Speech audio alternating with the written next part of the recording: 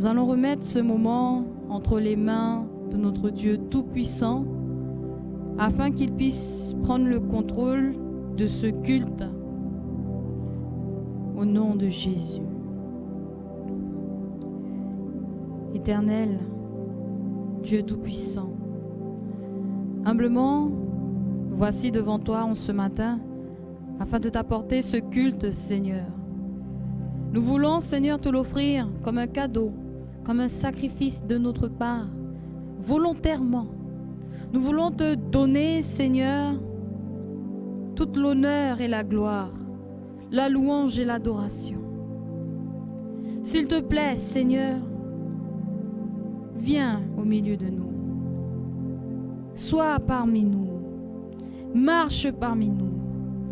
Touche-nous, Seigneur, en ce matin.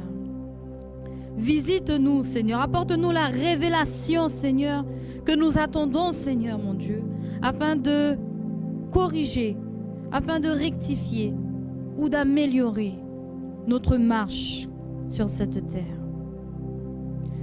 Seigneur, nous t'apportons ce culte. Nous voulons être connectés avec le royaume. Nous voulons être connectés avec toi, Seigneur. C'est pour cela, Seigneur, que nous te demandons pardon.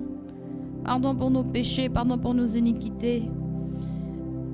Te demandons de nous laver avec le sang de Jésus, de laver nos cœurs, afin que nos cœurs soient préparés pour te recevoir, pour recevoir ce message.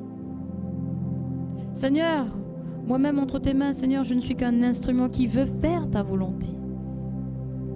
Seigneur, je t'en prie, au nom de Jésus, que je sois totalement effacé, que je sois vidé de moi-même,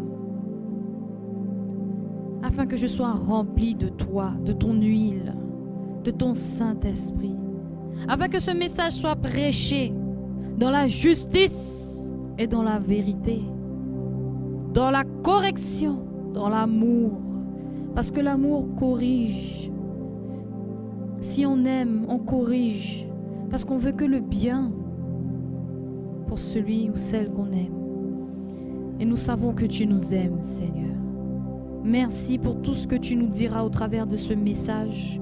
Merci pour ton peuple ici présent. Merci pour le peuple, Seigneur, qui nous regarde sur Internet. Puisses-tu le bénir avec ta parole en ce matin. Que ton Saint-Esprit nous assiste, moi la première, afin que toute chose soit faite pour ta gloire. Que ton Saint-Esprit me guide au travers de ce message, afin de l'exécuter, Seigneur, d'exécuter ce service correctement pour ta gloire, Seigneur. Au nom puissant de Jésus, que nous ayons la crainte parce que tu es là, et que nos oreilles soient ouvertes pour entendre ce que tu veux nous dire, Seigneur, en ce matin. Au nom puissant de Jésus. Amen. Alléluia.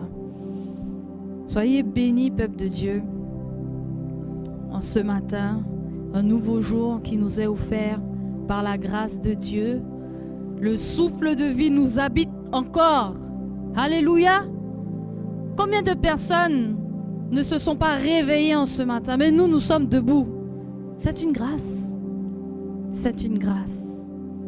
Alléluia. C'est une grâce. Et chaque jour, le Seigneur nous fait grâce. C'est nous qui ne voyons pas ces choses. Notre attention est portée sur des préoccupations qui ne doivent même pas être mises en avant comme ça, occuper la première place. Nous devons plus nous concentrer sur la grâce que Dieu nous fait chaque jour. La grâce qu'il nous fait chaque jour. Cette grâce-là n'est pas une excuse pour pécher, mais l'opportunité de rendre gloire à Dieu. Une opportunité de lui rendre l'honneur et la louange. Une opportunité de lui dire à quel point nous lui sommes reconnaissants, de lui dire à quel point nous l'aimons. Alléluia. Que faisons-nous de la grâce de Dieu? Oh. Aujourd'hui, nous subissons le choix de nos ancêtres, Adam et Ève. Jusqu'à maintenant, nous subissons les conséquences de la chute dans le jardin d'Éden. Jusqu'à maintenant. Adam et Ève ont choisi un autre chemin. Ils ont choisi d'écouter une autre voix que celle de Dieu. Nous allons le voir dans le livre de Genèse au chapitre 3. Genèse chapitre 3, le verset 8, à partir du verset 8. Il est dit: alors ils entendirent la voix de l'Éternel Dieu qui parcourait le jardin vers le soir. Et l'homme et sa femme se cachèrent loin de la face de l'Éternel Dieu, au milieu des arbres du jardin. Mais l'Éternel Dieu appela l'homme et lui dit: où es-tu? Voici la question que je te pose en ce matin. Où es-tu? Où es-tu? Le Seigneur te cherche. Où es-tu? Ma fille, où es-tu? Mon fils, où es-tu?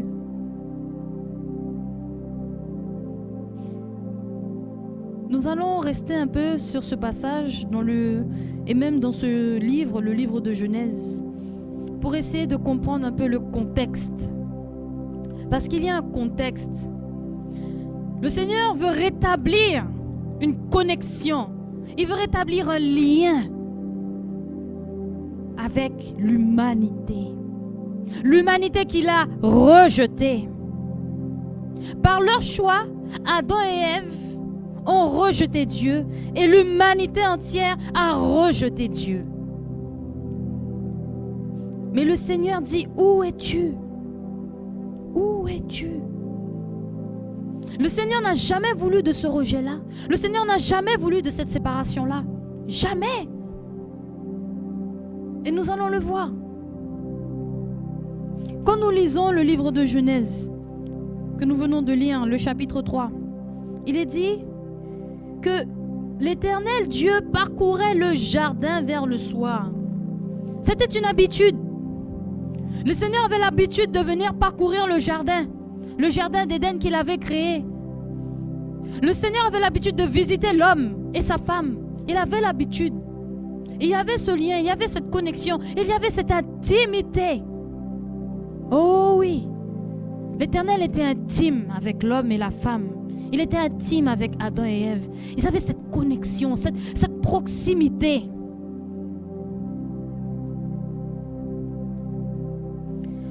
Oh, alléluia.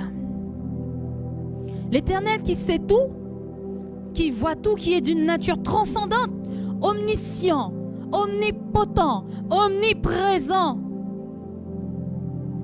Il se déplaçait quand même. Avait-il vraiment besoin de quitter son trône de gloire pour venir sur la terre dans le jardin d'Éden et visiter Adam et Ève? Non. De là où il était, il voyait déjà ce qui se faisait. Mais la Bible nous dit que il parcourait le jardin. Il venait visiter. C'était régulier. C'était régulier. Il venait voir Adam et Ève. Pourquoi? Il venait leur demander comment ça se passait. Il venait prendre des nouvelles. Allons dans le livre de Genèse toujours, mais cette fois-ci le chapitre 2, juste à côté du chapitre 3. Et nous allons dans le verset 15. Il est dit: l'Éternel Dieu prit l'homme et le plaça dans le jardin d'Éden pour le cultiver et pour le garder. Alléluia. Le Seigneur avait donné une mission. Après avoir créé la terre, les lumières du ciel, les étoiles, la lune, le soleil, les animaux, tous les animaux, toute la végétation. Dieu a créé l'homme. à son image, à l'image de Dieu. Et il a placé l'homme sur la terre et précisément dans le jardin. Pour le gouverner, pour le gérer, pour y régner.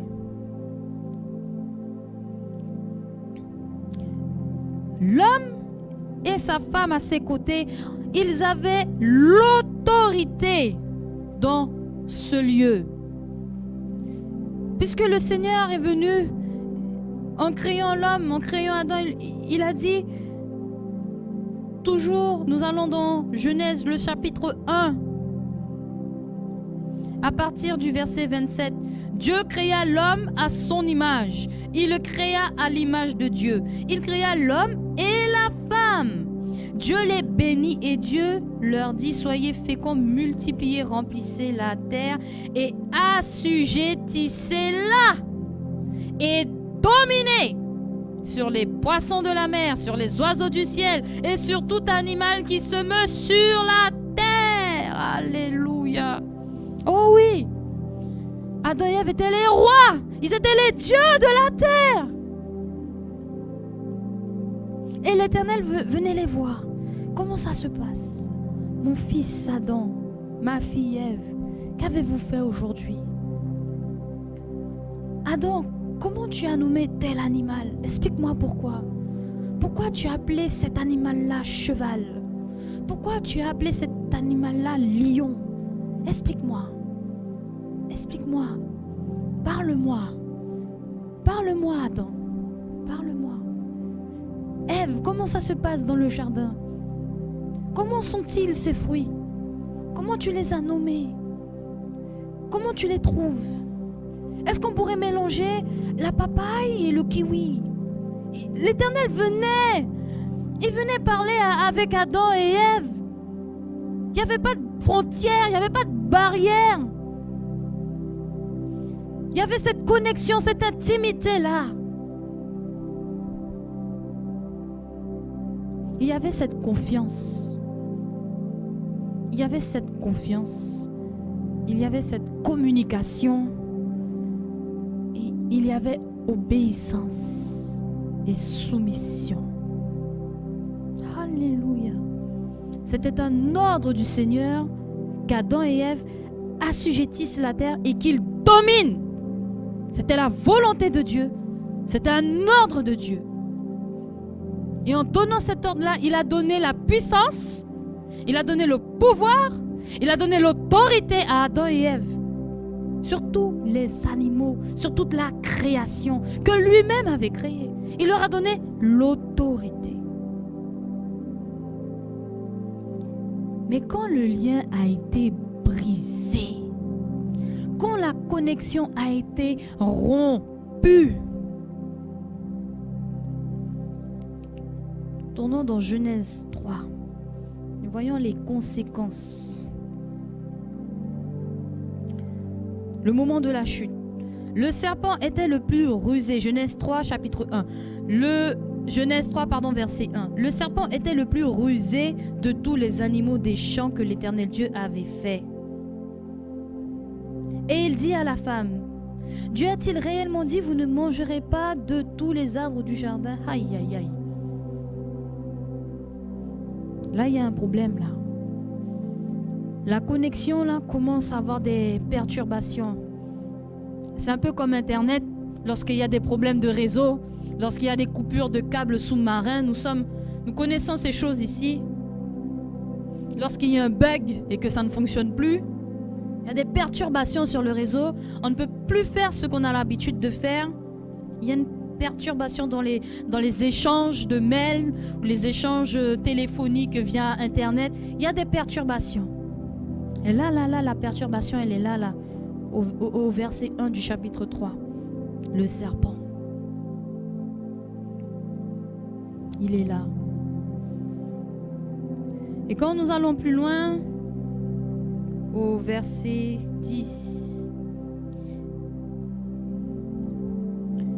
après qu'Adam et Ève aient chuté, après que le Seigneur soit venu, comme à son habitude dans le jardin, prendre des nouvelles de ses enfants.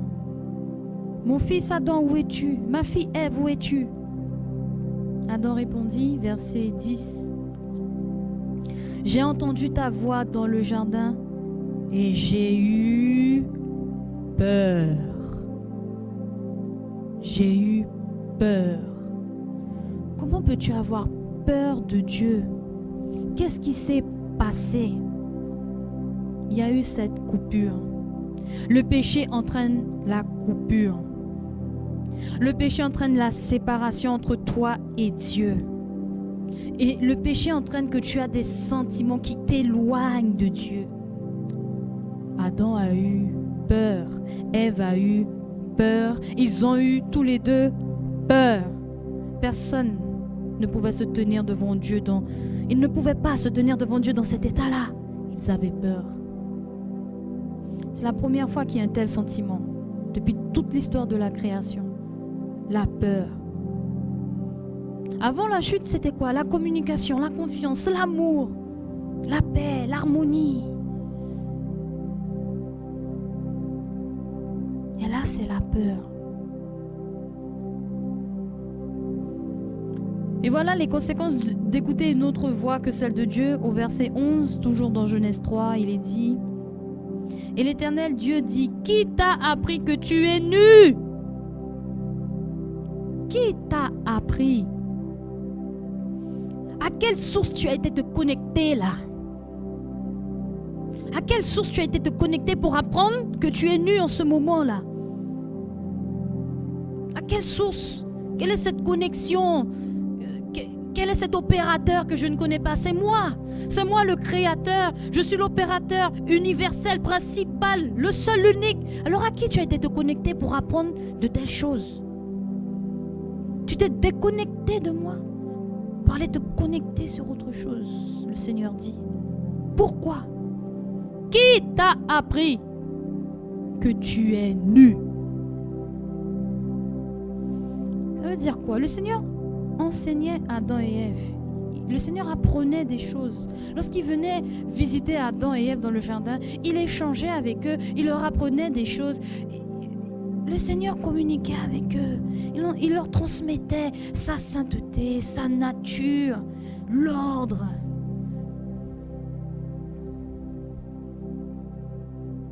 Mais ils ont écouté un autre enseignement. Cet enseignement-là, c'est celui du serpent. Il est venu, il a pris les éléments de la source principale et puis il les a changés. Il a voulu changer le regard, changer la connexion pour conduire justement à ce qu'il n'y ait plus de connexion. Alléluia. Est-ce que le peuple de Dieu est là? Amen. Alléluia. Alors en allant écouter un autre enseignement qui remettait en cause ce qu'ils ont appris avec le Seigneur, ils se sont complètement déconnectés de Dieu, déconnectés de la source. Par leur choix de suivre une autre voie, de prendre un autre chemin que celui que le Seigneur avait déjà tracé pour eux en avance. Par leur choix de se déconnecter de la source principale, la seule, l'unique, la sainte, la parfaite source, pure, sainte. Par ce choix-là, Adam et Ève se sont positionnés contre Dieu, en adversaire. Ils étaient en opposition. Tout simplement en opposition. Ils n'étaient plus avec, mais ils étaient à l'opposé de Dieu. À l'opposé.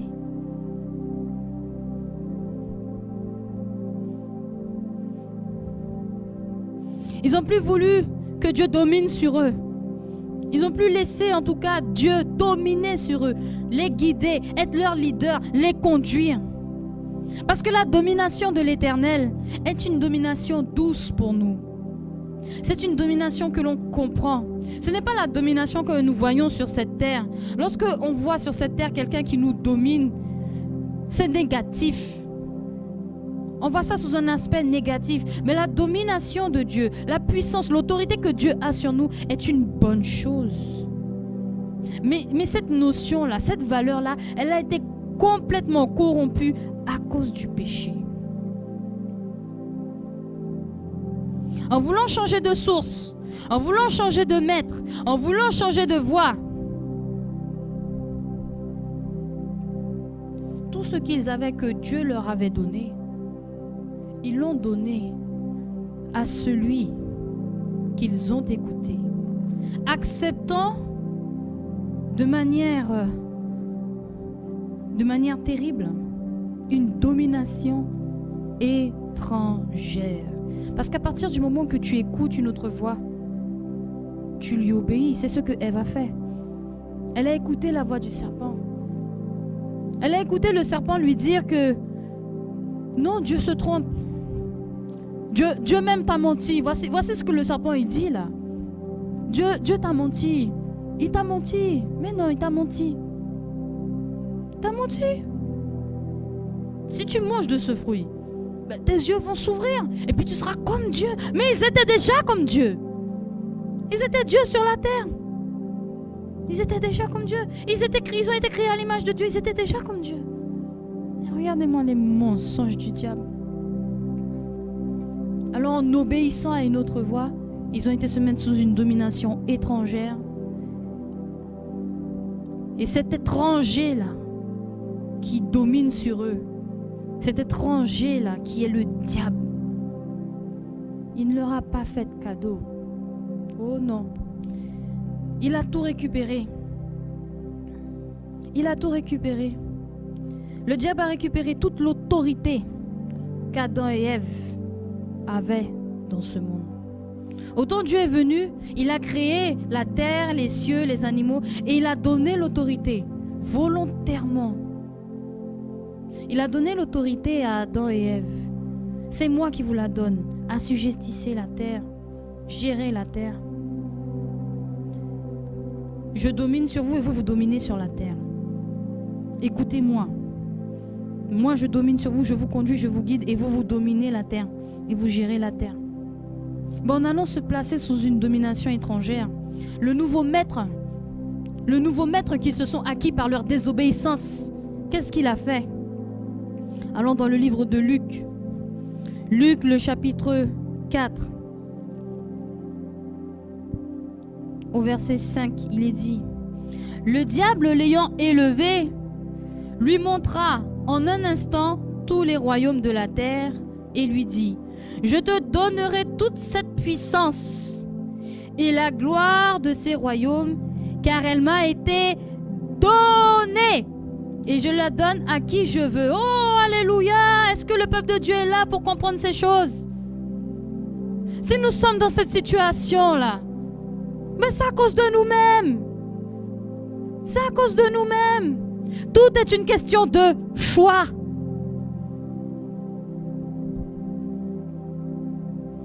Tout est une question de choix. À partir du moment que tu te positionnes contre Dieu, tu changes de maître. Et ce maître-là, est-ce qu'il est aussi bon que le Seigneur? Est-ce qu'il est aussi doux que le Seigneur? Est-ce qu'il est aussi aimant que le Seigneur? Oh non. Regardez ce qui se passe là. Toute la méchanceté. Regardez ce qui se passe là. Ces vols, tous ces malheurs, toute cette haine, les murmures, les calomnies, les meurtres. Aujourd'hui, l'humanité en vient même à... On souhaite même la mort publiquement des gens. On manque de respect publiquement à notre prochain, alors que le Seigneur, lui, dans sa domination et dans l'ordre établi, il te dit quoi? Aime ton prochain comme toi-même. Mais sous la domination de Satan, sous l'autorité de Satan, c'est je te fais du mal.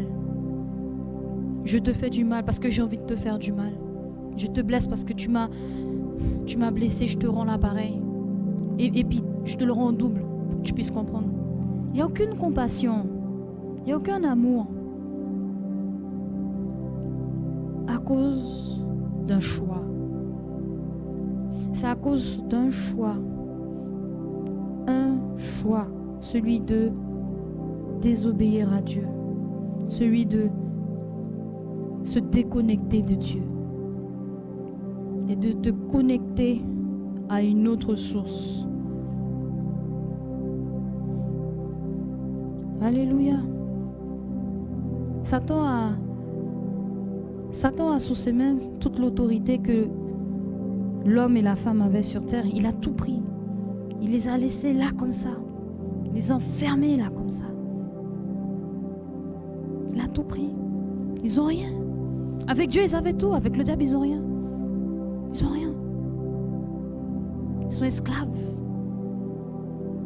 Ils sont malheureux.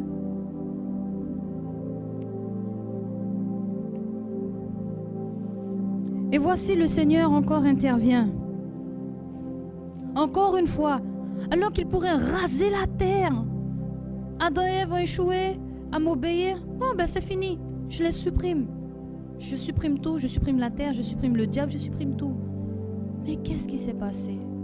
Le Seigneur a donné une chance. Le Seigneur a donné une chance à l'humanité. Il a donné une chance pour que l'humanité puisse prendre conscience du choix qu'elle a fait, pour qu'il puisse revenir au Seigneur. Le Seigneur a donné une chance, le Seigneur a ouvert une porte. Il y a encore une chose qui ne s'est jamais faite de toute l'histoire de la création. Nous allons retourner dans le livre de Genèse. Une chose qui ne s'est jamais faite de toute l'histoire de la création. Le livre de Genèse 3, et ce sera le verset 21. L'Éternel, on va prendre à partir du verset 20. Adam donna à sa femme le nom d'Ève, car elle était la mère de tous les vivants. Verset 21. L'Éternel Dieu fit à Adam et sa femme des habits de peau, et il les en revêtit. Alléluia. Quelque chose qui ne s'est jamais fait. On pense que le premier meurtre, c'était avec Caïn et Abel. Quand on pense à meurtre, la définition même de meurtre, c'est quand on a l'intention de tuer quelqu'un, c'est un assassinat. Comme on dit dans le domaine juridique, meurtre avec préméditation. Un meurtre prémédité, un assassinat. Eh bien, il y a eu un meurtre. Ce meurtre-là, le premier meurtre de toute l'histoire de la création, c'était pas Caïn et Abel. Ça, Caïn et Abel, c'était le premier meurtre entre l'homme et l'homme. Mais de toute l'histoire de la création, le premier meurtre était dans le jardin. Dans le jardin.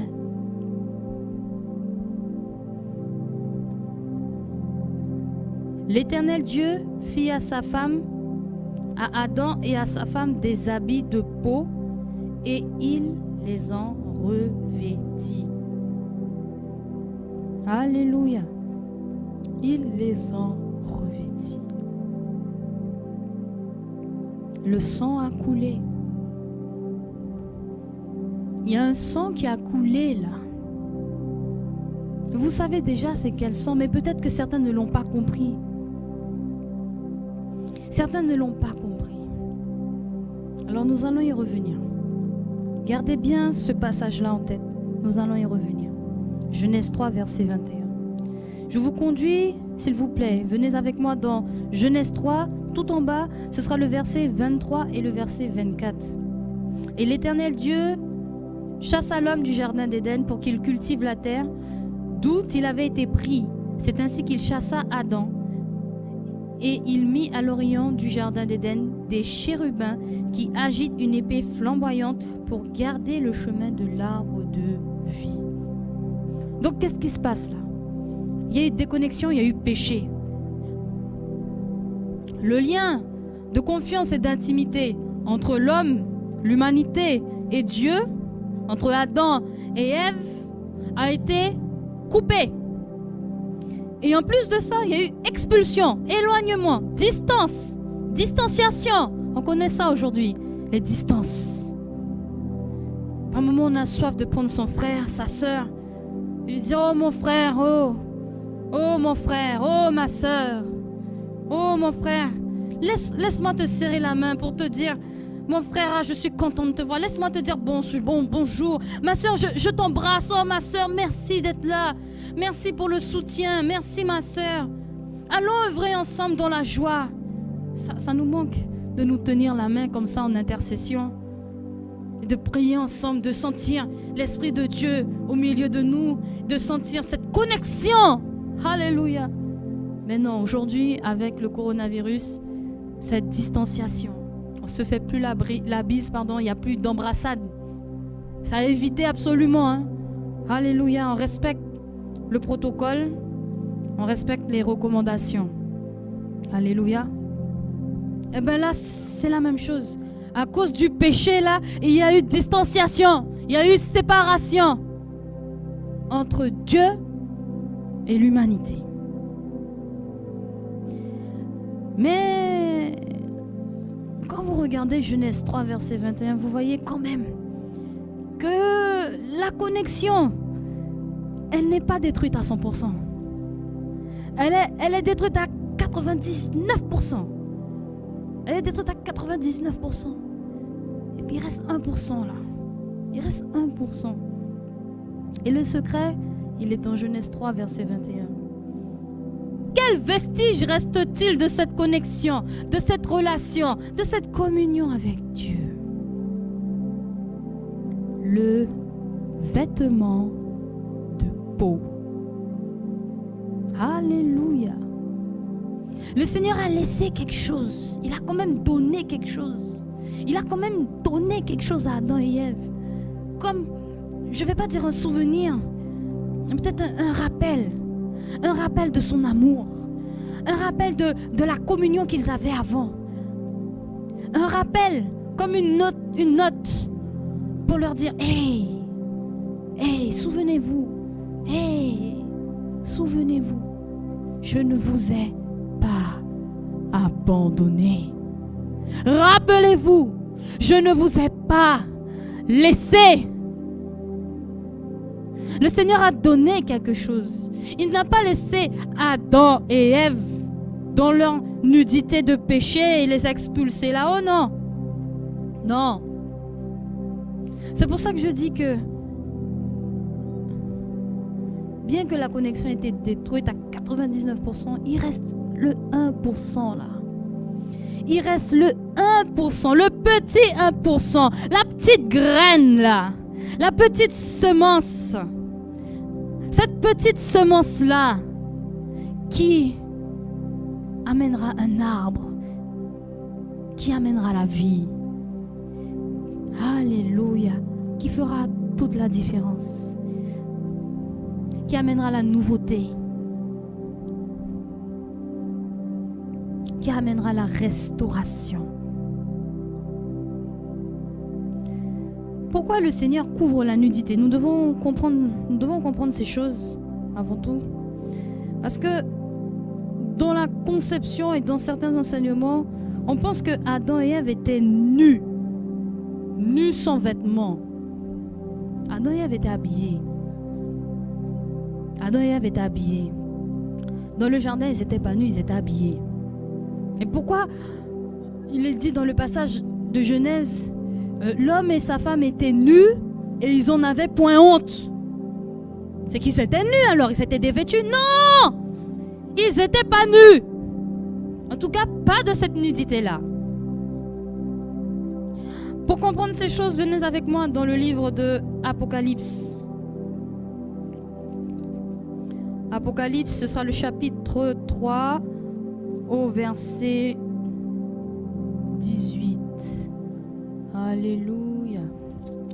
Apocalypse 3, 18, il est dit: je te conseille d'acheter de moi de l'or éprouvé par le feu, afin que tu deviennes riche, et des vêtements blancs, afin que tu sois vêtu, et que la honte de ta nudité ne paraissent pas. On va s'arrêter là. Des vêtements blancs pour que la honte de ta nudité ne paraisse pas. Alléluia.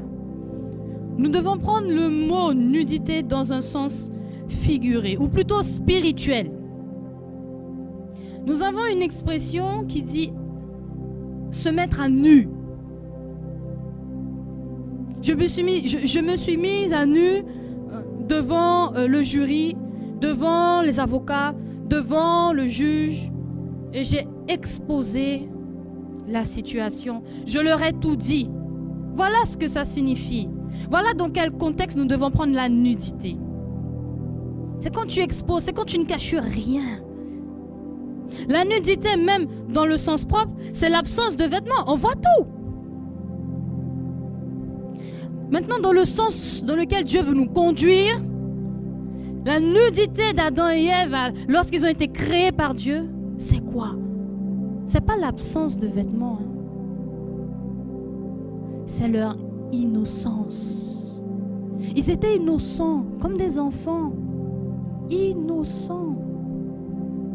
Ils étaient complètement à la lumière de Dieu. Ils étaient complètement exposés devant Dieu.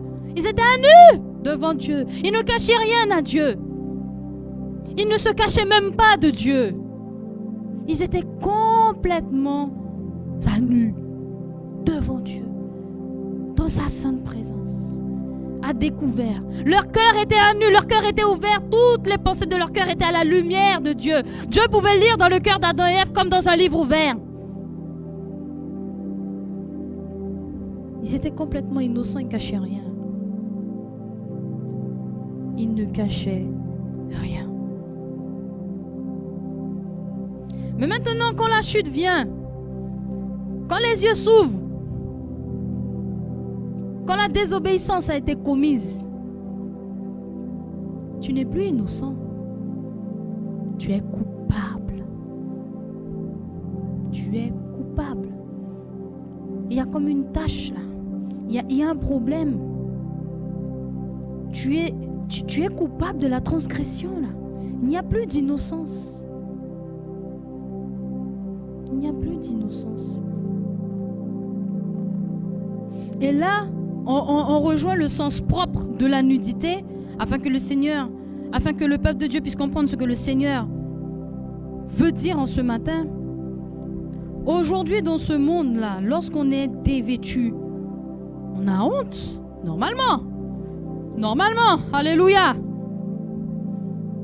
Normalement, lorsque tu te retrouves nu devant des personnes, tu as honte. Tout est exposé. Tu es dans une honte terrible, on voit ton corps. Tu veux le cacher. Les gens te regardent, ils t'examinent. C'est humiliant. Oh, que c'est humiliant. C'est humiliant. C'est humiliant.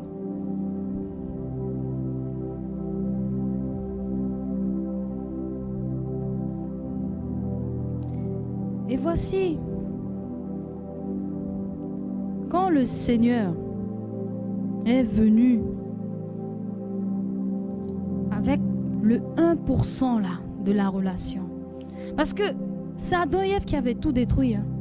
Adam et Ève avaient complètement tout détruit, mais le Seigneur a tenu quand même qu'il leur reste quelque chose. Et c'est le fameux 1% là dont je vous parle. Cette petite semence qui a été semée et qui doit porter une grande récolte bientôt. Alléluia!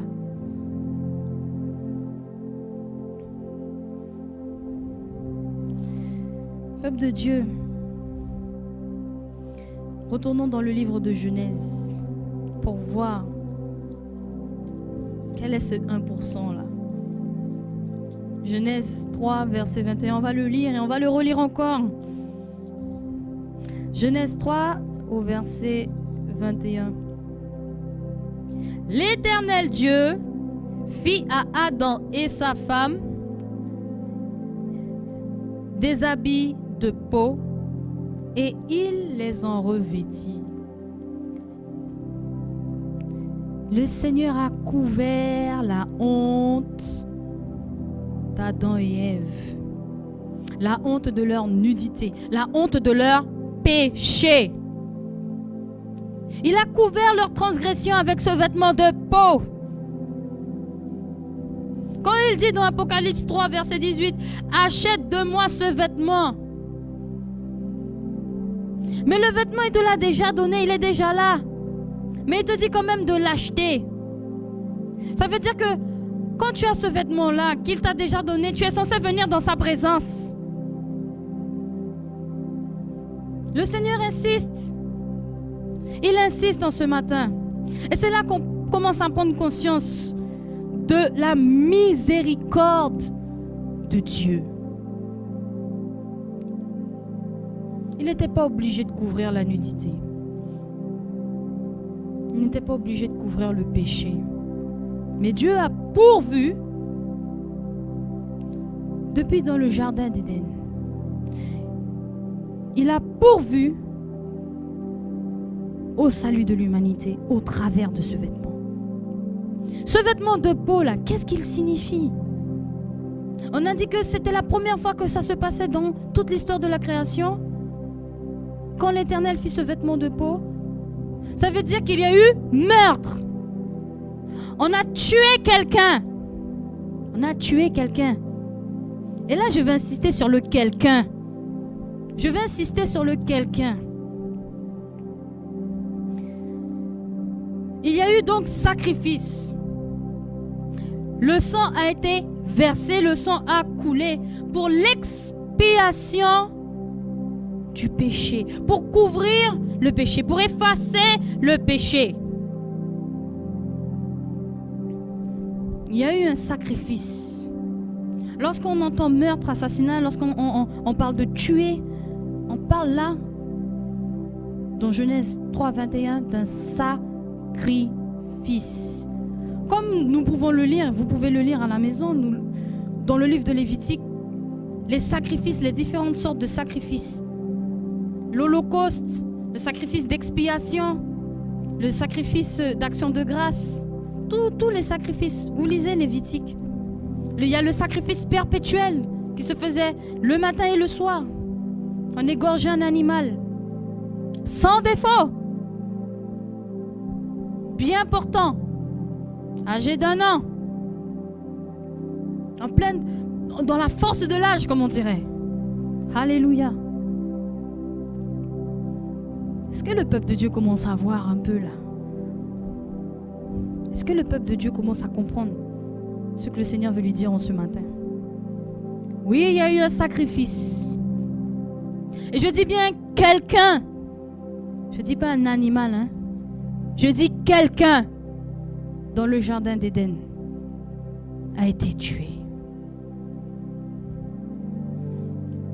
Le sang a coulé. Et que représente le sang? Le sang représente la vie. Dans d'autres corps, s'il n'y a pas de sang, on ne peut pas vivre. Je ne me rappelle plus combien de litres de sang nous avons.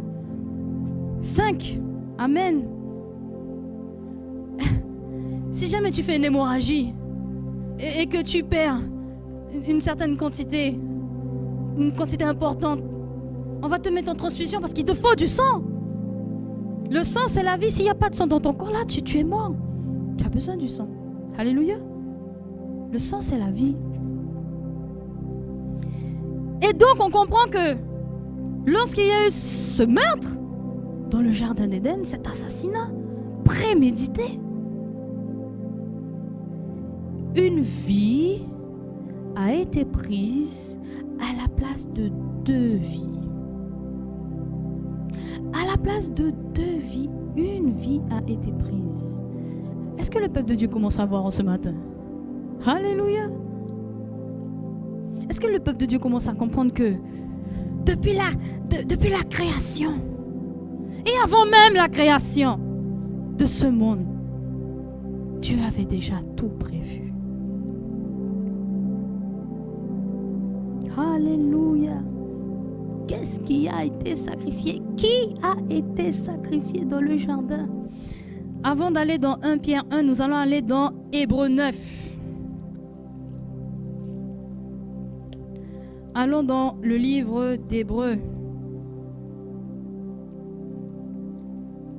Alléluia. Béni soit le Seigneur. Hébreux,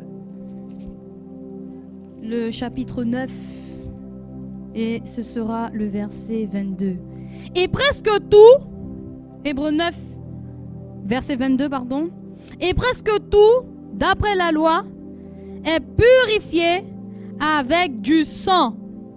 Et sans effusion de sang, il n'y a pas de pardon.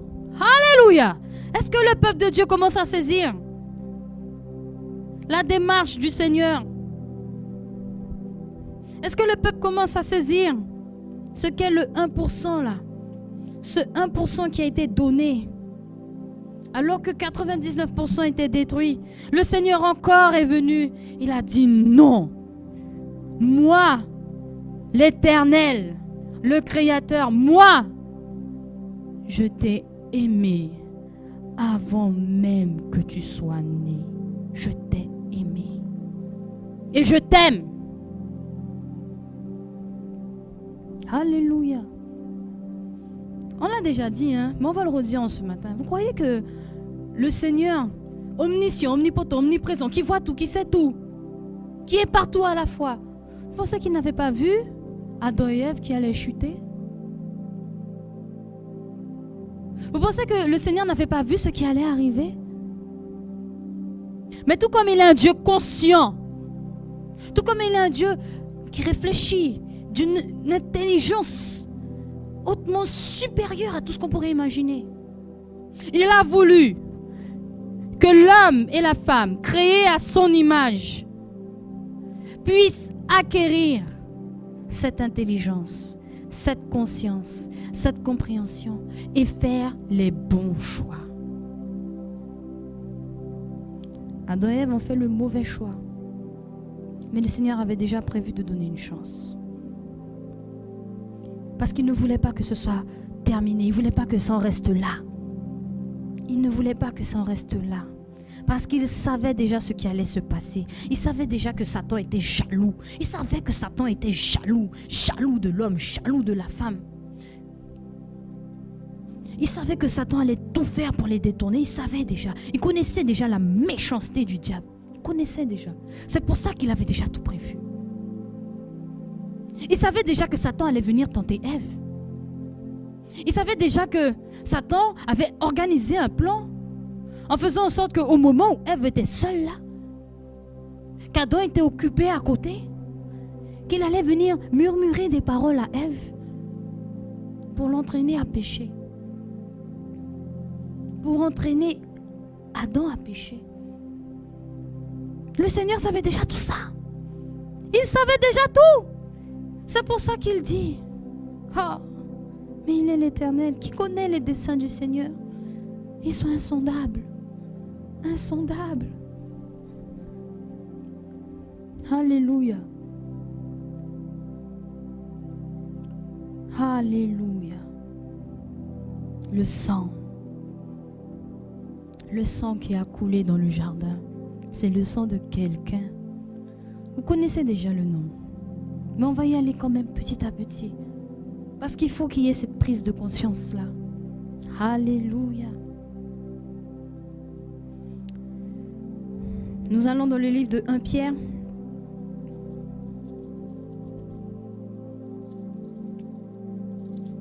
Pierre au chapitre 1, au verset 18. Il est dit, vous savez que ce n'est pas par des choses périssables, par de l'argent ou de l'or, que vous avez été rachetés de la vaine manière de vivre que vous aviez hérité de vos pères. Verset 19. Mais par le sang précieux de Christ. Alléluia. Le sang précieux de Christ. Qui a été tué dans le jardin? Oh, alléluia. On appelle Jésus-Christ, notre Seigneur, l'agneau de Dieu.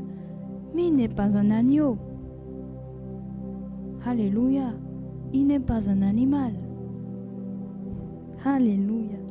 Et donc le Seigneur veut nous faire comprendre le sens spirituel de Genèse 3, 21.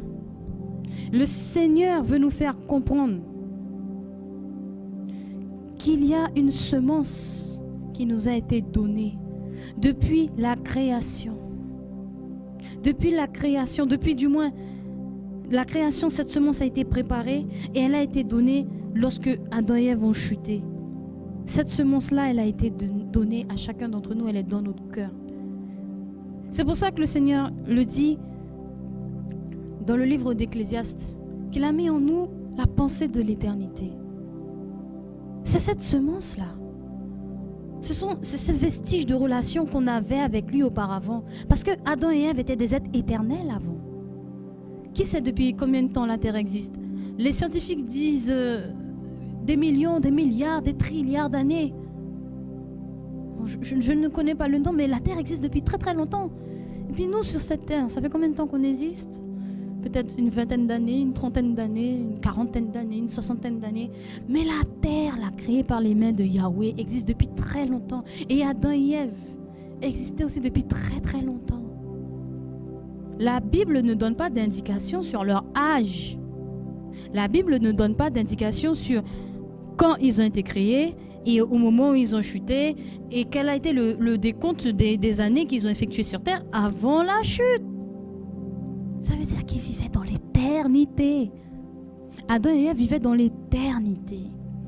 Et donc le Seigneur a laissé un rappel, une note au travers de ce sacrifice, au travers de ce vêtement de peau là.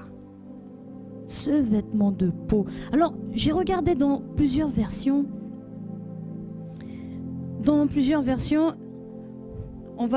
Nous avons lu la nouvelle édition de Genèse. Nous allons prendre Louis II.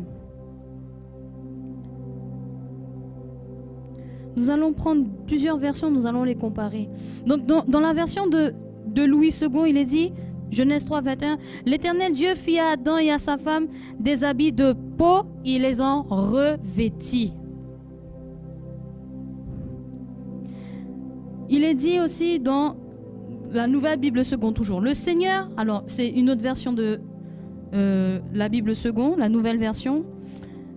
Le Seigneur Dieu fit à l'homme et à sa femme des habits de peau dont il les revêtit. Vous pouvez prendre aussi Osterval. Et l'Éternel Dieu fit à Adam et à sa femme des robes de peau et les en revêtit. On peut prendre aussi d'autres passages. On va prendre d'autres passages. Alors nous allons prendre même en version, on va prendre dans une autre langue, traduite en français, la version King James. Et pour Adam et pour sa femme, le Seigneur fit des manteaux de peau et les en revêtit. Alléluia. Là, on parle de vêtements de peau, de manteaux de peau, mais très peu de versions que j'ai lues, que j'ai pu chercher dans mes recherches, font mention d'un animal. Il y en a peut-être une ou deux.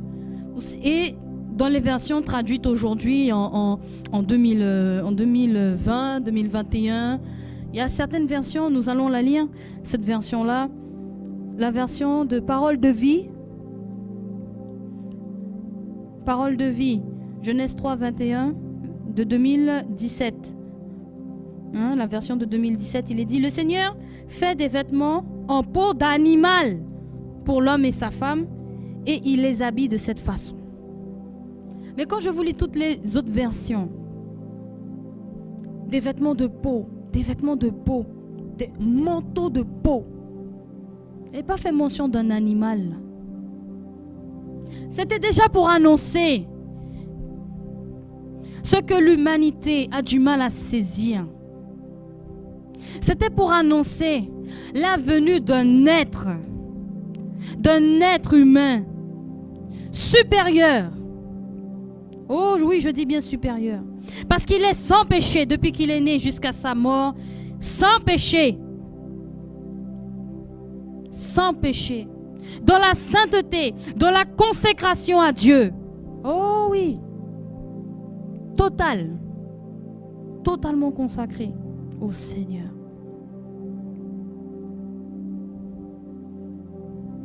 Un vêtement de peau.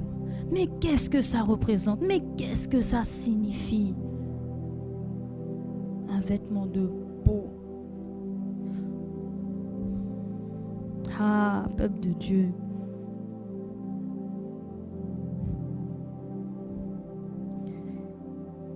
Une vie pour deux vies. Une vie pour l'humanité entière.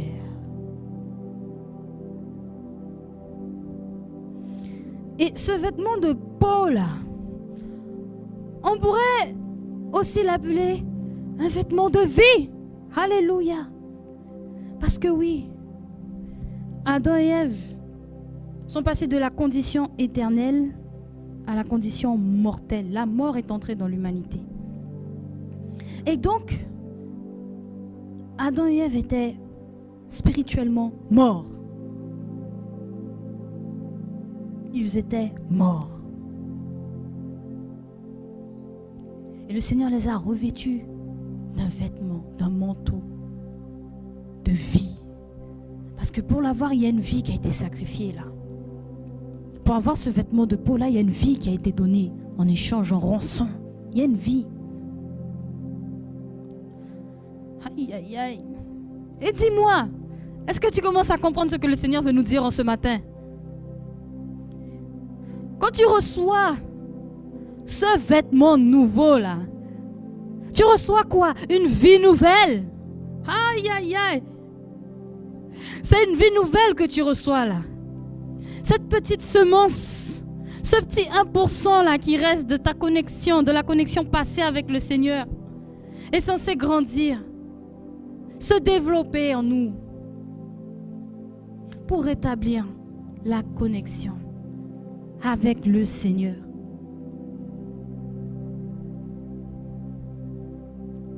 Une vie nouvelle.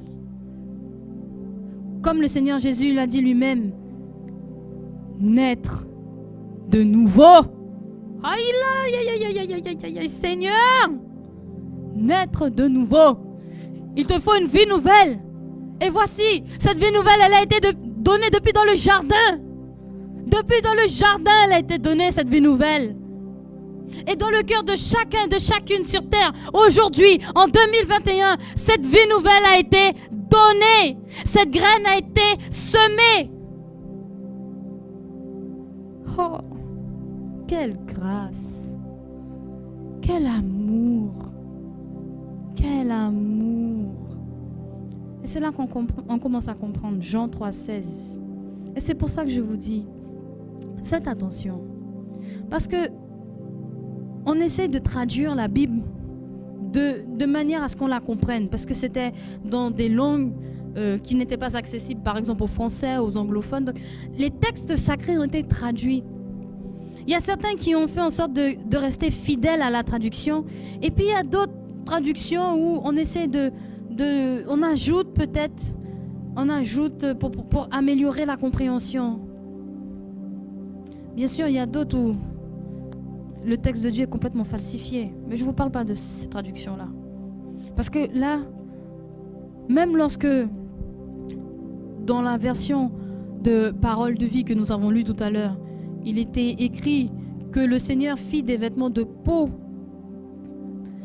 avec la peau d'un animal et qu'il en revêtit Adam et Ève, nous comprenons également qu'il fallait qu'un agneau soit sacrifié. Mais nous avons du mal à saisir également le sens spirituel. Et c'est là que le Seigneur veut qu'on intervienne, veut qu'on comprenne et qu'il nous fait intervenir. Le spirituel. Le spirituel. C'est pas seulement l'apparence, il y a aussi le spirituel. Tu peux être revêtu en ce matin devant moi, mais devant Dieu, tu es complètement nu. Sinon, pourquoi il dirait dans Apocalypse, qu'on a lu tout à l'heure, dans Apocalypse 3, je te conseille d'acheter de moi des vêtements.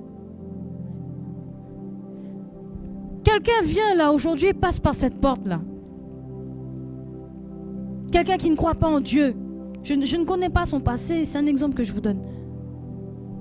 Et le Seigneur dit à cette personne-là, je te conseille d'acheter de moi des vêtements pour couvrir la honte de ta nudité. Cette personne-là, elle est venue, elle est entrée, elle est habillée. Et pourquoi le Seigneur lui dit de s'acheter des vêtements? Que représente ce vêtement? La nouvelle vie. Une vie nouvelle. Alléluia. Je te conseille de revenir à moi et de changer de vie.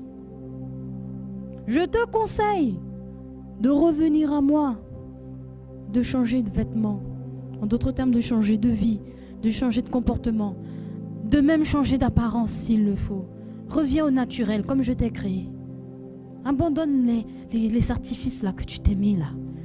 C'est pas comme ça que je t'ai créé. Abandonne ces choses. Je t'ai pas créé avec du mascara. Abandonne ça. Je t'ai pas créé avec une perruque. Je t'ai fait avec de beaux cheveux. Je t'ai pas créé avec le péché. Abandonne le péché. Alléluia. Est-ce que le peuple de Dieu est là ce matin? Jean 3,16.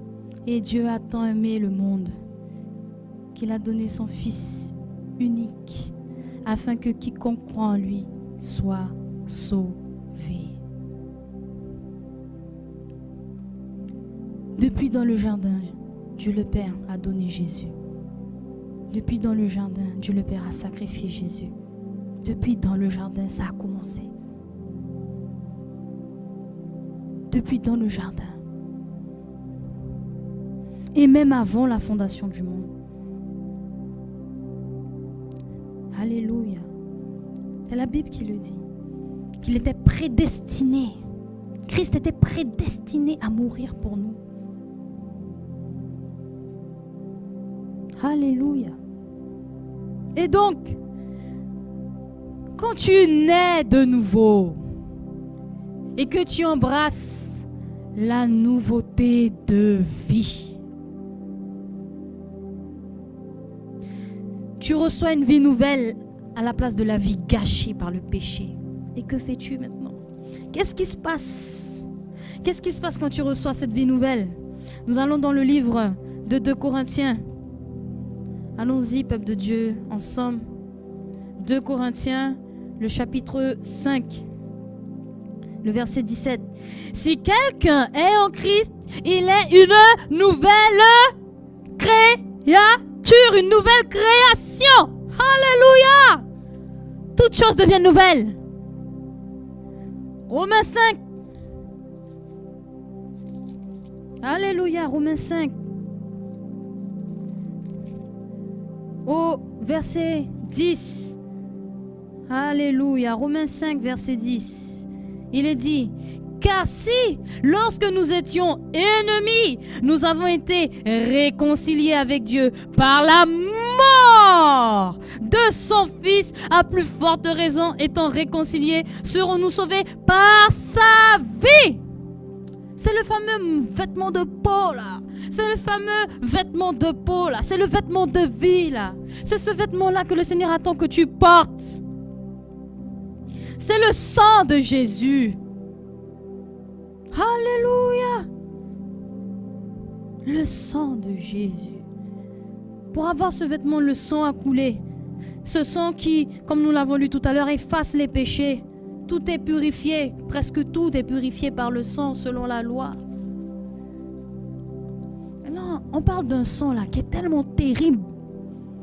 Le sang des boucs, le sang des agneaux, le sang des bœufs ne pouvait pas donner la nouveauté de vie à qui que ce soit sur cette terre. Le sang des animaux n'était pas ce vêtement de vie que l'homme aurait pu porter. Ça aurait été une honte. Oh oui, une honte. Mais le Seigneur a voulu nous faire passer par ce chemin, afin que nous, aujourd'hui, la génération qui est là et qui nous écoute en ce matin, Christ, aujourd'hui, là, présentement, dans cette salle et sur Internet. Le sang de Jésus. Le sang de Jésus. Alléluia.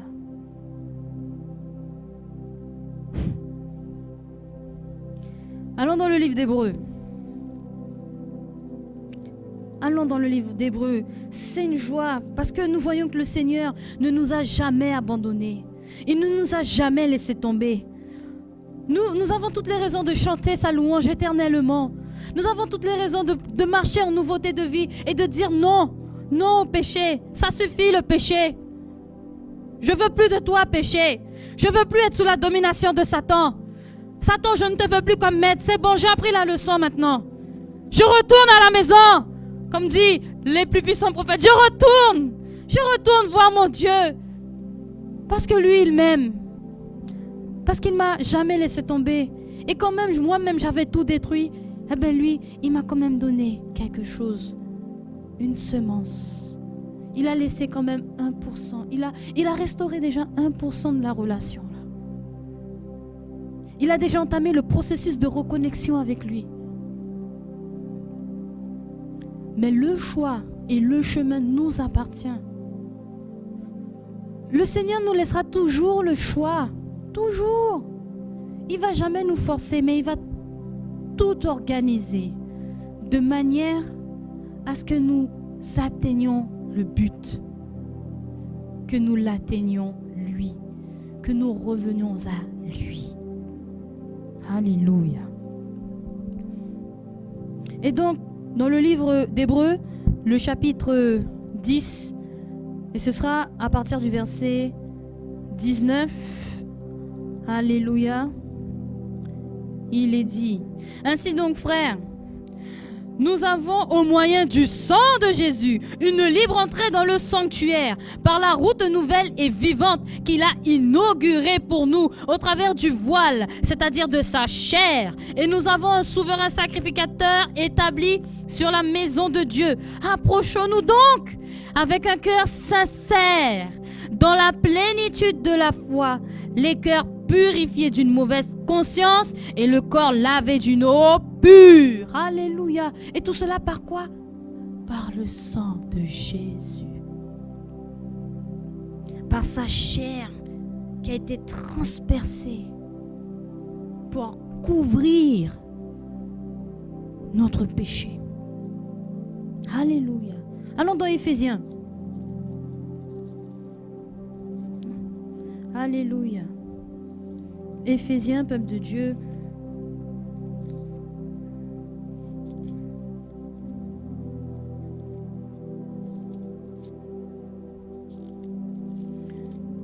Éphésiens, et ce sera le chapitre 2. On y arrive, amen. Éphésiens 2, et ce sera le verset 13. Qu'est-ce que nous apprenons encore? Mais maintenant, en Jésus-Christ, vous qui étiez jadis éloignés, vous avez été rapprochés par le sang de Christ. Alléluia.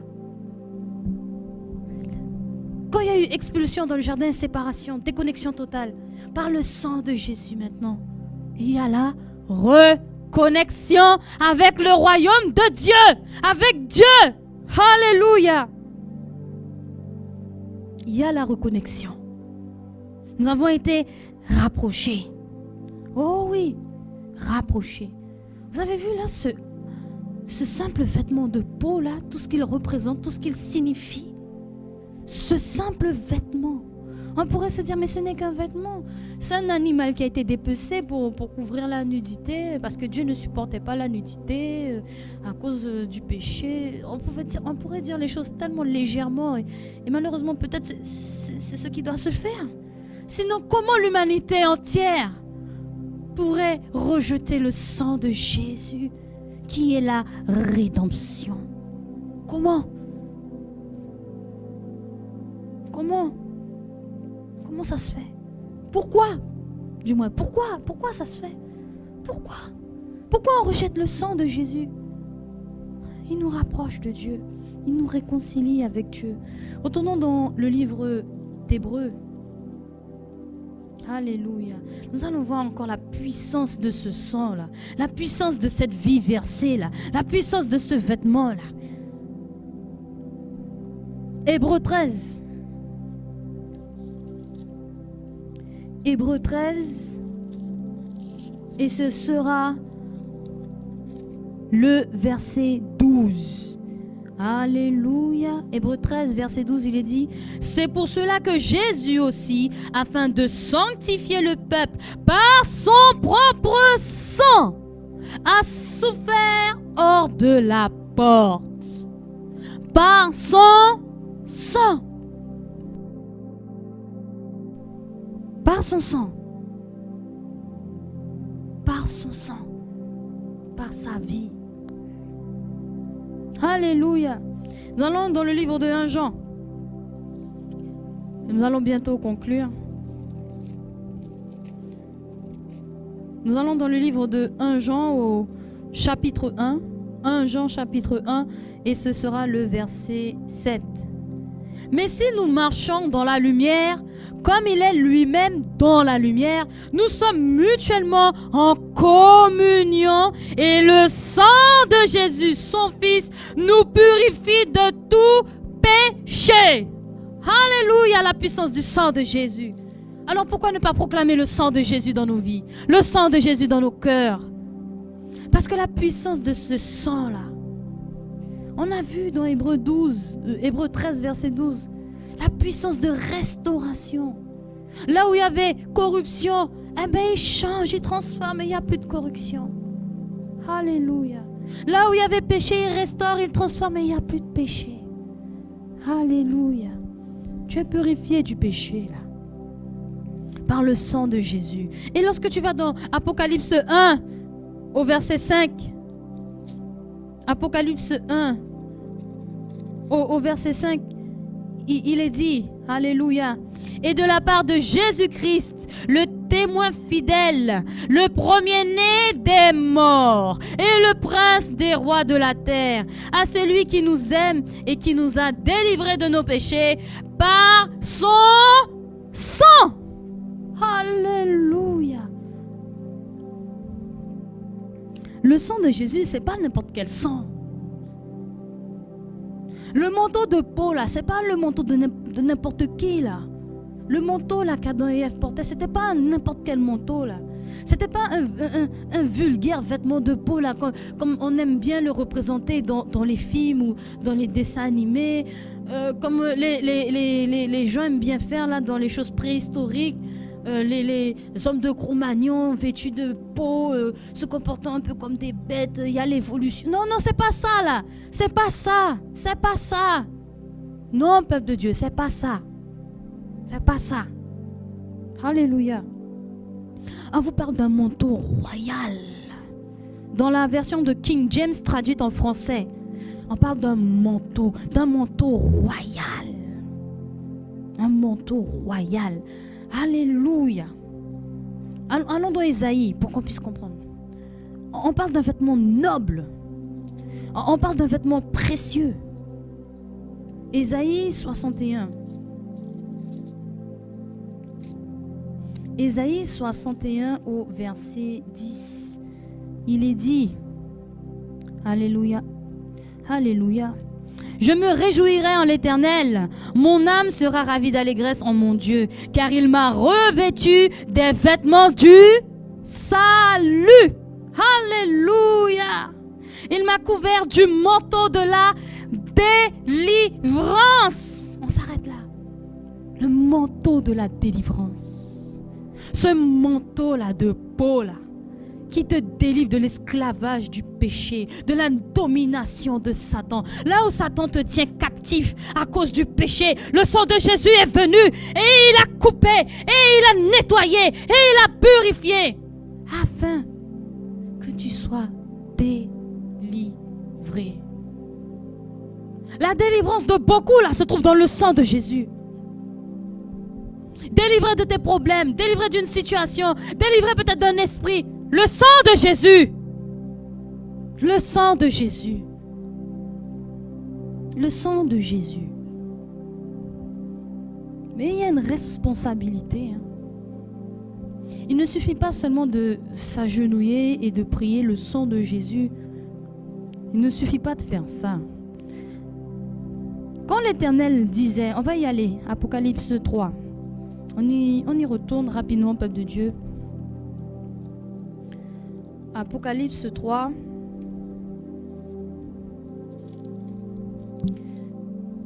Et c'était le verset 18 que nous avons lu.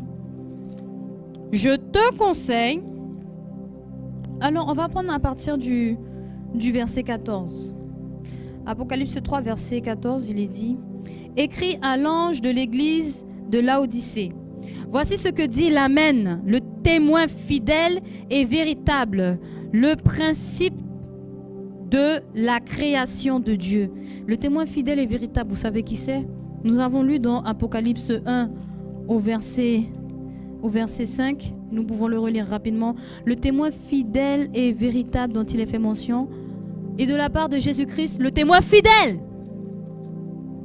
Le témoin fidèle et véritable. Donc c'est Jésus-Christ qui parle là. Et c'est Jésus-Christ qui nous parle en ce matin. Et qu'est-ce qu'il dit? Je connais tes œuvres. Je sais que tu n'es ni froid, ni bouillant. Puisses-tu être bouillant ou froid ou bouillant. Ainsi, parce que tu es tiède et que tu n'es ni froid ni bouillant, je te vomirai de ma bouche. Parce que tu dis, je suis riche, je me suis enrichi et je n'ai besoin de rien. Et parce que tu ne sais pas que tu es malheureux, misérable, pauvre, aveugle et nu. Je te conseille d'acheter de moi de l'or éprouvé par le feu, afin que tu deviennes riche, et des vêtements blancs, afin que tu sois vêtu, et que la honte de ta nudité ne paraisse pas, et un collier pour oindre tes yeux, afin que tu vois. Donc oui, le sang de Jésus appelle à une grande responsabilité. Parce que le Seigneur dit, je connais tes œuvres. Je connais tes œuvres. Et là, il parle à une église. C'est une église qui est tombée. Mais il dit à cette église qui est tombée, je sais que tu es tombé. Je sais que tu es tombé. Mais je te conseille d'acheter de moi, en d'autres termes, de revenir à moi et de prendre ce vêtement-là que je te donne. Mais tu ne reviens pas à moi n'importe comment. Tu ne reviens pas à moi n'importe comment.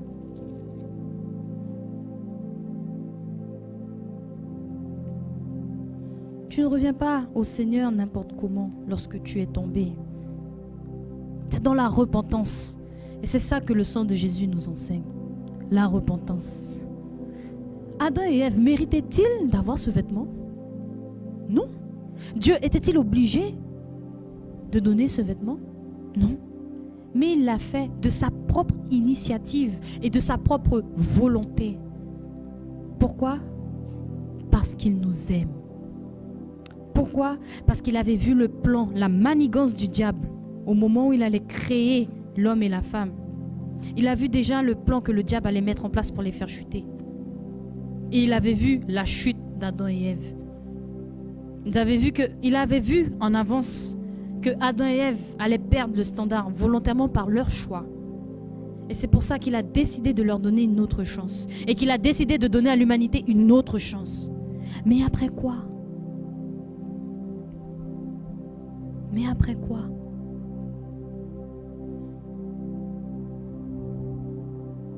Que se passera-t-il après?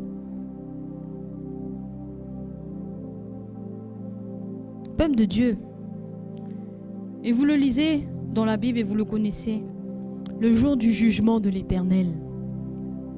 Et vous l'avez vu déjà, la patience de Dieu. Oh, que Dieu est patient!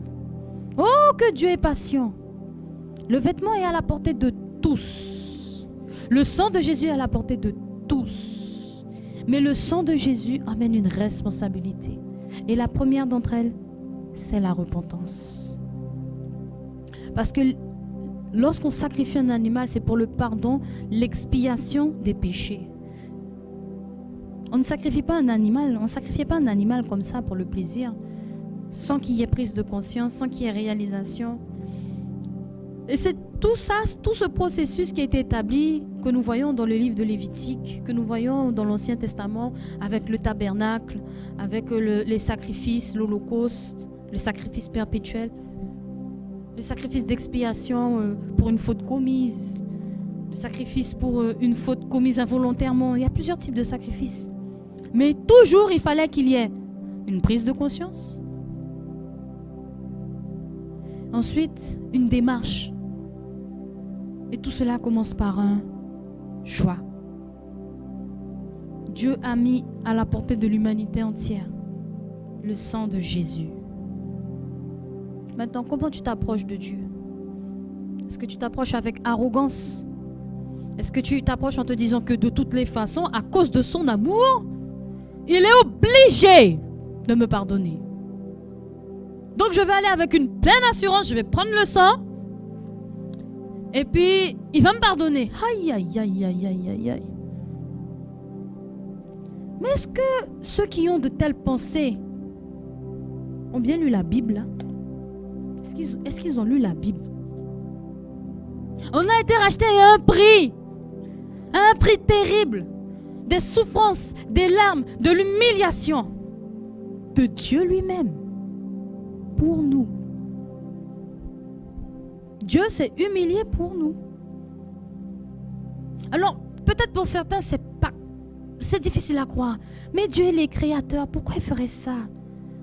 Alors, c'est pour ça que certaines personnes ont pensé que Jésus-Christ n'était pas Dieu. Donc, c'est juste un homme, un prophète, qui vient et qu'on va sacrifier. C'est un homme comme un autre. Mais il n'est pas Dieu. Oh là là là là là là. Ils n'ont pas compris. Ils n'ont pas compris. Ils n'ont pas compris. Jésus est Dieu. Je ne vais pas rentrer dans le débat ce matin. Jésus est Dieu.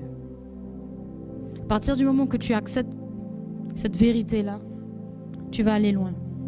Tu ne seras pas freiné. Et tu vas comprendre l'importance du sang de Jésus. Parce qu'il fallait le sang de Dieu, le sang d'un être saint, parfait, pur, pour pouvoir nous racheter de la mort éternelle. Il fallait un sang éternel pour nous racheter de la mort éternelle. Le sang du Créateur pour racheter la création. Alléluia. Aïe, aïe, aïe, aïe, aïe, aïe, aïe. Parce que Dieu était là. Jésus était là avec Dieu. Jésus et Dieu, ils étaient là ensemble. Le Père, le Fils, le Saint-Esprit. Ils étaient ensemble lorsqu'ils ont tout créé.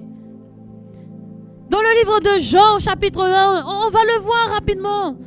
Oh Seigneur, que ta parole est bonne. Je commence à comprendre. Alléluia. C'est vrai, Seigneur. Jean, au chapitre 1.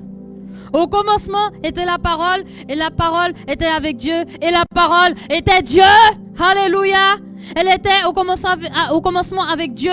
Toutes choses ont été faites par elle, et rien de ce qui a été fait n'a été fait sans elle. En elle était la vie, et la vie était la lumière des hommes. La lumière luit dans les ténèbres, et les ténèbres ne l'ont pas reçue. Il y eut un homme envoyé de Dieu, son nom était Jean. Il vint pour servir de témoignage, pour rendre témoignage à la lumière, afin que tous croient en lui. Il n'était pas la lumière, mais il parut pour rendre témoignage à la lumière. Cette lumière était la véritable lumière qui, en venant dans le monde, éclaire tout homme.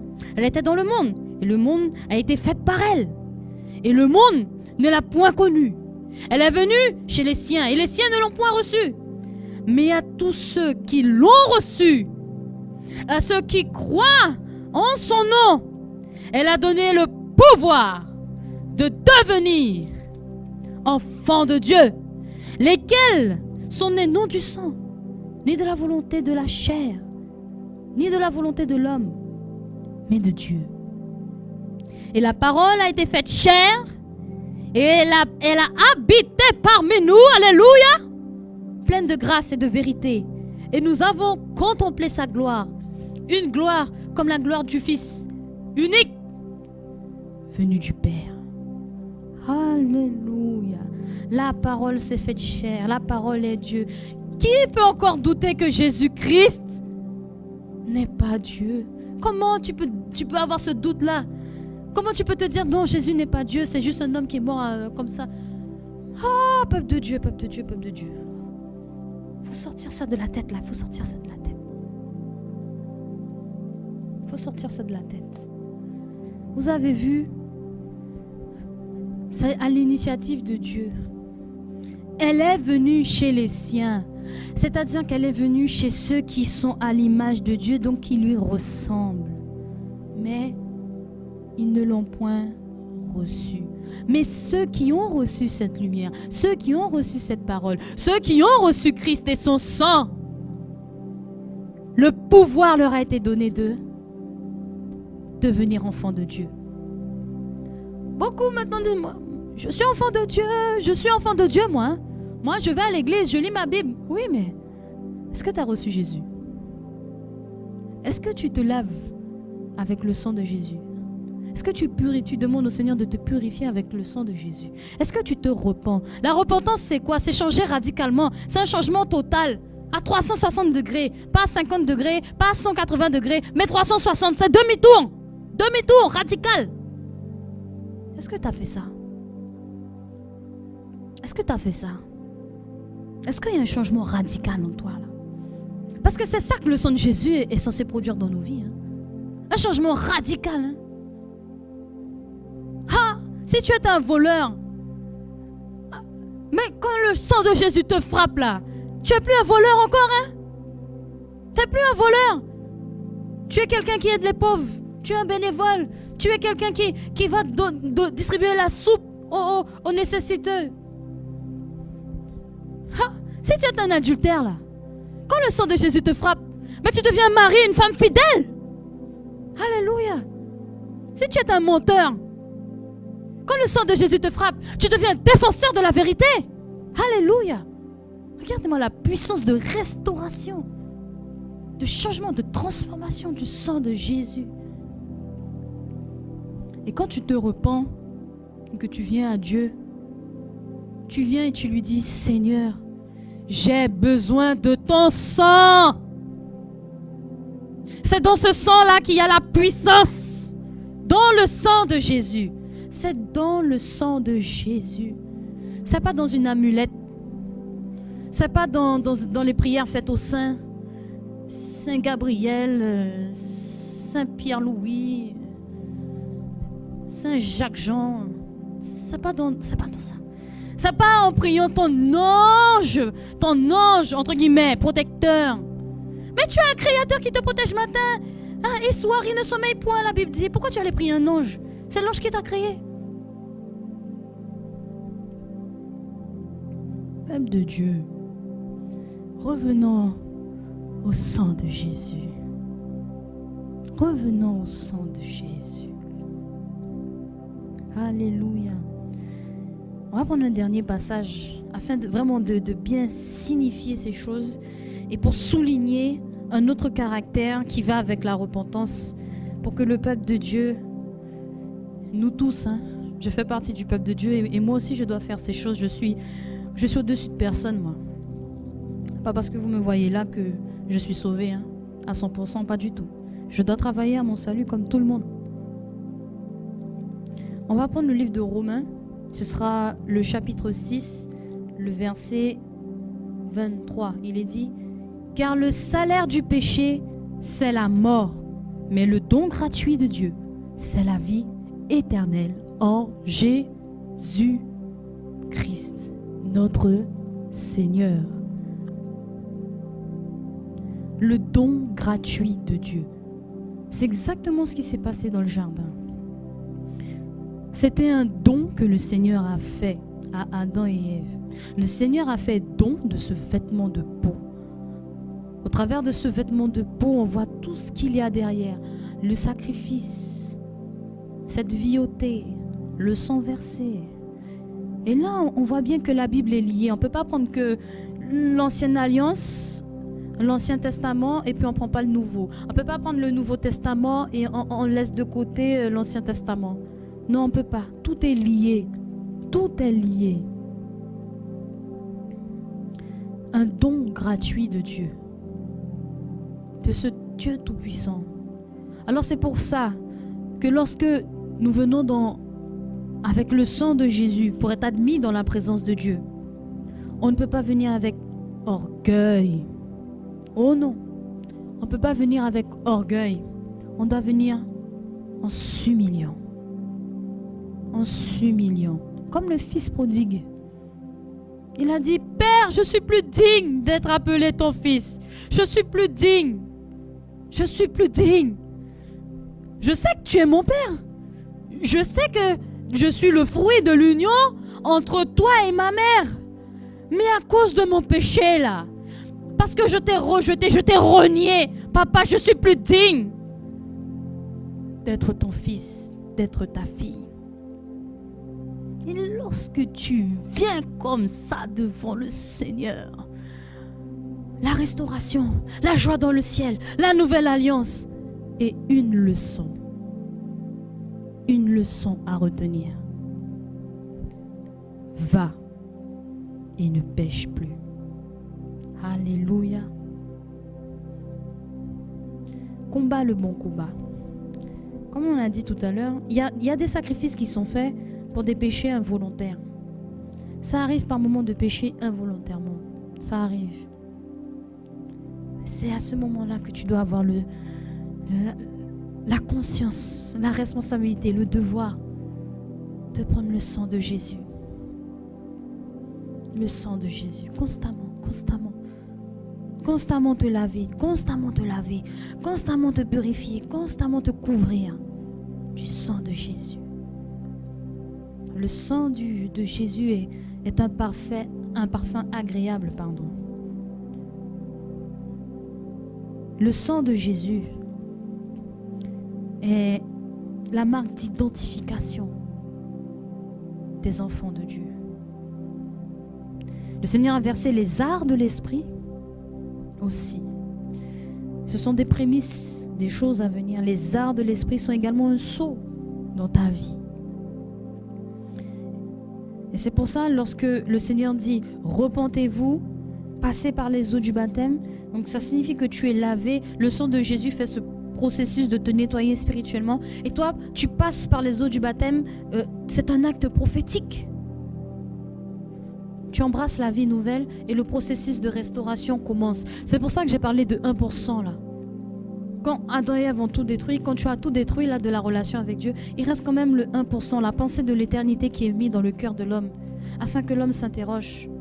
Que l'homme s'interroge et qu'il commence à s'approcher de Dieu. Ce 1% là, cette petite graine là qui est censée jamais devenir un arbre.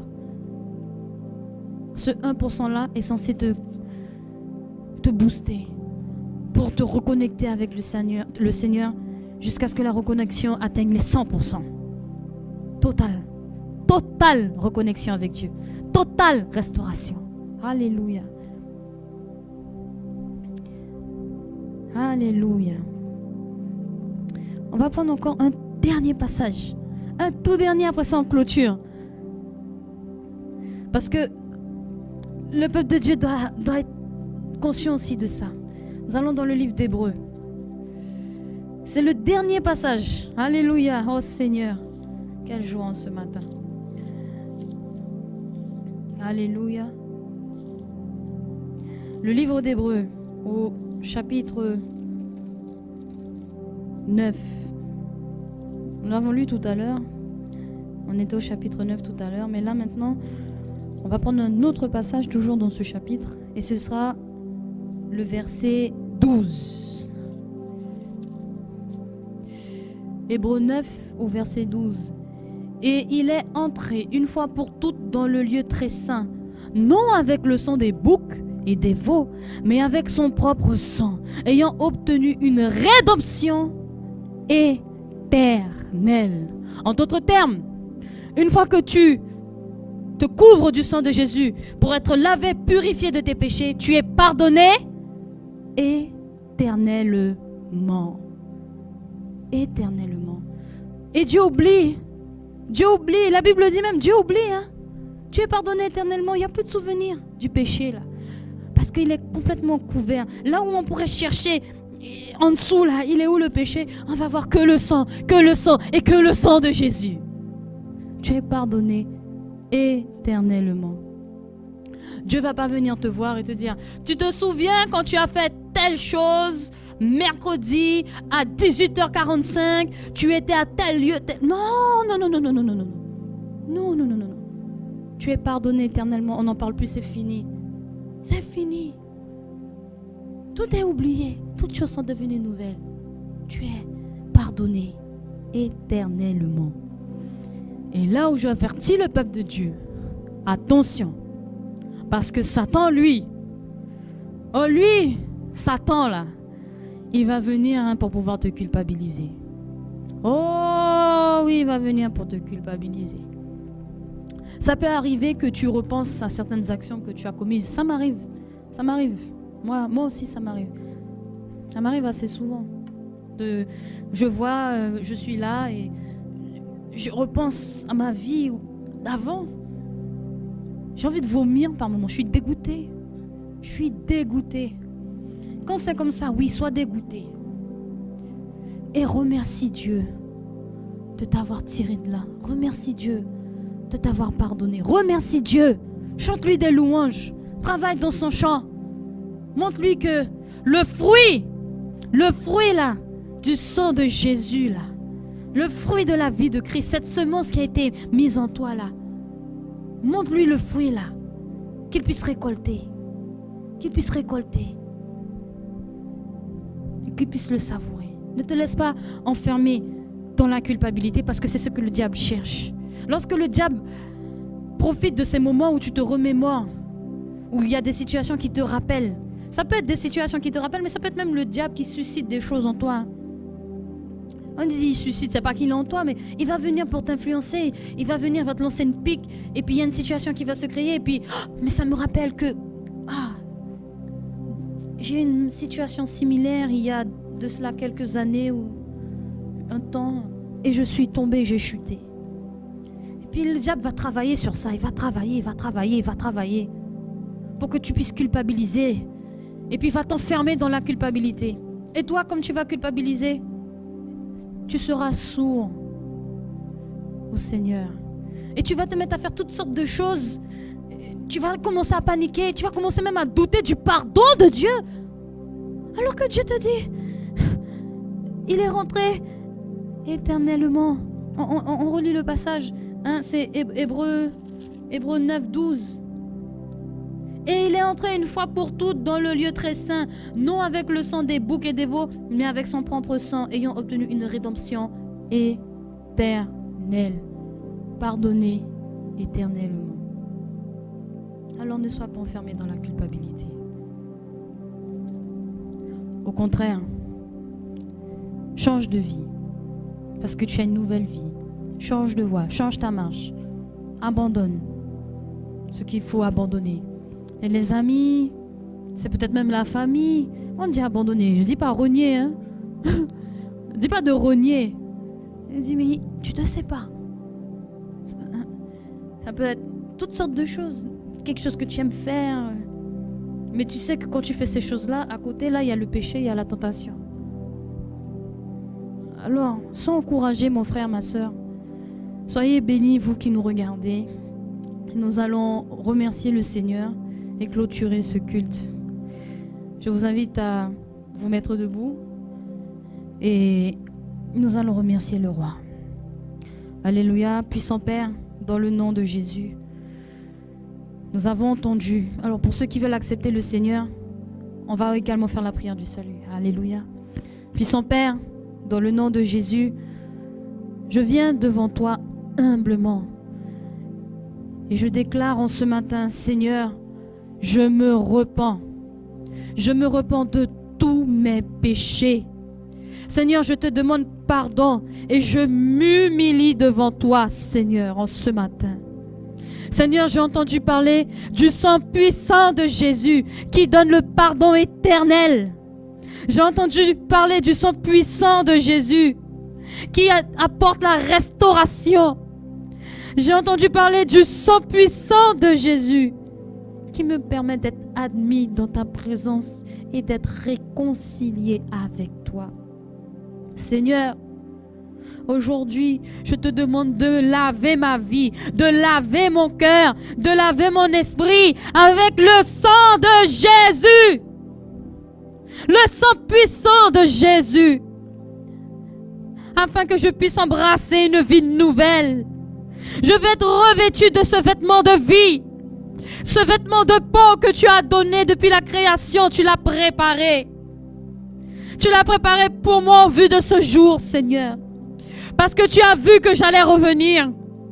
Tu as vu que j'allais revenir à la maison, que j'allais revenir à toi, Seigneur.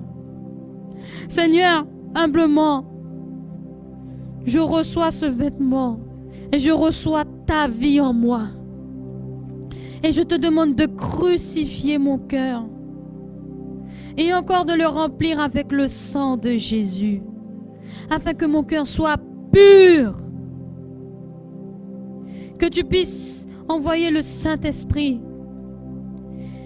Que je sois rempli de ton Saint-Esprit. Pour que je puisse marcher dans ce monde avec son puissant leadership pour me guider vers le royaume de Dieu. S'il te plaît, Seigneur, écris mon nom dans le livre de vie de l'agneau, afin qu'au jour de l'enlèvement, lorsque tu apparaîtras dans la gloire, Seigneur Jésus, que je parte avec toi. Au nom puissant de Jésus, ce matin, je suis né de nouveau. Merci, Seigneur.